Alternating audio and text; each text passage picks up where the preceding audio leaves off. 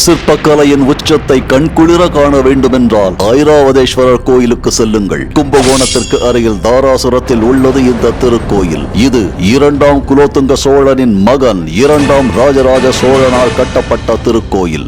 இன்று நாம் தொழில்நுட்பத்தில் மிகவும் வளர்ந்து விட்டோம் என்று நினைத்துக் கொண்டு செய்யும் வேலைகளை 850 ஆண்டுகளுக்கு முன்பே இங்கு அனாயாசமாக செய்து உலகத்தையே பிரமிக்க வைத்தவர். நாம் மிக நுண்ணிய வேலைப்பாடுகளுக்கு பயன்படுத்தும் மைக்ரோ டூல்ஸ் என்று சொல்லப்படும் துளையிடும் மற்றும் செதுக்கும் கருவிகள் எதுவும் கண்டுபிடிக்கப்படாத காலகட்டத்திலேயே 2 அங்குல உயரத்திற்கு நுண்ணிய வேலைப்பாடுகளுடன் கலைநயம் கொண்ட சிலைகள் செய்த திறமையை என்னவென்று சொல்வது? யுனெஸ்கோவால் பாரம்பரிய சின்னமாக அறிவிக்கப்பட்ட தி கிரேட் லிவிங் சோழா டெம்பிள்ஸ் என்று அழைக்கப்படும் 3 அழியாத சோழர் பெருங்கோயில்களில் இதுவும் ஒன்று. மற்ற கோயில்கள் தஞ்சை பெரிய கோயிலும் கங்கை கொண்ட சோழீஸ்வரம் கோயில் மட்டும்தான்.